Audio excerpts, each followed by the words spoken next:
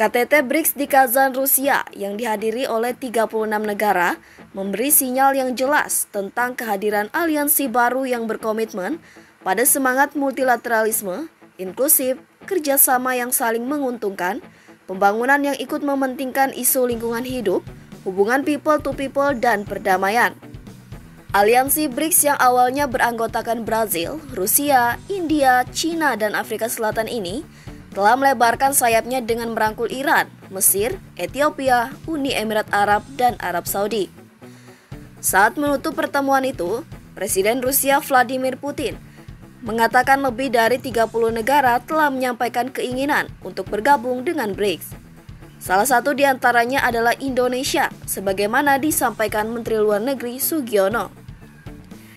Ekonom Kor Indonesia, Muhammad Faisal, mengatakan memang ada berbagai potensi dari sisi ekonomi yang bisa diraih oleh Indonesia ketika kelak bergabung dengan BRICS yang beranggotakan negara-negara berkembang yang memiliki lingkup perekonomian besar dan berpengaruh cukup baik terhadap tataran ekonomi dan geopolitik global. Negara-negara dalam BRICS, ujarnya, dapat menyuarakan satu kepentingan yang sama. Beda halnya ketika Indonesia bergabung dengan OECD, yang di dalamnya beranggotakan negara maju dan negara berkembang yang sudah pasti akan memiliki banyak perbedaan kepentingan.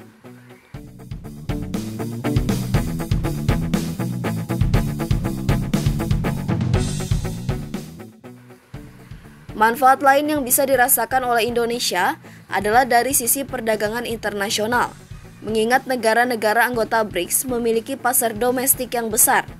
Indonesia, tambah Faisal, berpotensi mendorong penetrasi pasar ekspor yang lebih luas dan kuat.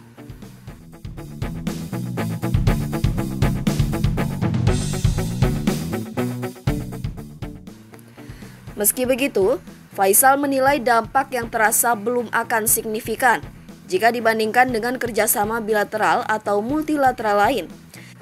Karena kerjasama BRICS tidak bersifat mengikat, hanya sebatas kesepakatan seperti Memorandum of Understanding atau MOU. Ia memperkirakan jika kelak Indonesia bergabung dengan BRICS, belum tentu dapat mendongkrak pertumbuhan ekonomi Indonesia hingga ke level 8%.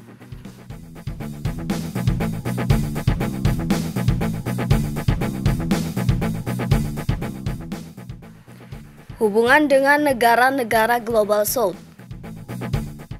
Ekonom Bank Sentral Asia atau BCA, David Sumual, menilai keinginan pemerintah Indonesia untuk bergabung ke dalam BRICS merupakan cerminan dari pembukaan Undang-Undang Dasar 1945 yang menyatakan bahwa Indonesia menganut politik bebas aktif.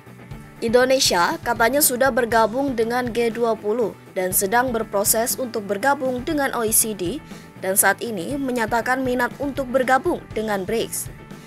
Ia menilai langkah itu diambil oleh pemerintah agar tidak muncul persepsi dari dunia internasional kalau Indonesia itu berat sebelah.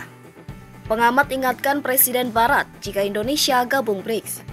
Ekonom Bank Permata Joshua Pardede mengungkapkan memang dari sisi investasi dan perdagangan internasional akan bisa berdampak baik bagi perekonomian Indonesia apabila kelak bergabung dengan BRICS. Namun, katanya yang perlu diwaspadai oleh Indonesia adalah persepsi dari dunia barat, terutama Amerika Serikat. Apalagi, dalam BRICS ini muncul gerakan untuk menggunakan single currency yang dapat dianggap sebagai bentuk perlawanan terhadap Amerika Serikat. Selain itu, Rusia dan China yang merupakan anggota BRICS tidak memiliki hubungan yang terlalu baik dengan Amerika Serikat. Menteri Luar Negeri Republik Indonesia Sugiono mengumumkan bahwa Indonesia tengah menjajaki keanggotaan bersama kelompok Brazil, Rusia, India, China, dan Afrika Selatan atau dikenal dengan BRICS. Sugiono menjelaskan bergabungnya Indonesia ke BRICS merupakan pengejawantahan politik luar negeri bebas aktif. Jika melihat lebih jauh, bergabung dengan BRICS dinilai membawa berbagai keuntungan bagi negara anggotanya, terutama dalam bidang ekonomi, politik, dan pembangunan sosial. Pertama, dari sisi kerjasama ekonomi dan investasi. BRICS menyediakan platform bagi negara anggotanya untuk mengembangkan kerjasama ekonomi, termasuk perdagangan, investasi, dan proyek pembangunan. Melalui lembaga seperti New Development Bank, negara anggota dapat mengakses pendanaan untuk proyek infrastruktur dan pembangunan tanpa ketergantungan pada institusi keuangan barat, seperti Bank Dunia atau IMF. Kedua adalah penguatan posisi di arena internasional. Negara-negara BRICS dapat memanfaatkan kekuatan kolektif mereka untuk menyeimbangkan pengaruh negara-negara maju dalam politik global dan keuangan internasional. Misalnya BRICS sering mendorong reformasi dalam institusi seperti IMF agar lebih inklusif terhadap kepentingan negara berkembang. Keuntungan lainnya adalah inovasi dan teknologi. Negara-negara BRICS sering bekerja sama dalam bidang riset dan inovasi. Misalnya kerjasama dalam proyek kesehatan, teknologi, dan energi dapat memberikan akses pada pengetahuan dan teknologi baru yang mungkin tidak tersedia secara lokal. Terakhir, kelompok ini juga memiliki pasar yang lebih luas. Bergabung dalam BRICS membuka akses ke pasar negara berkembang lainnya, memungkinkan peningkatan ekspor dan perdagangan antar negara anggota.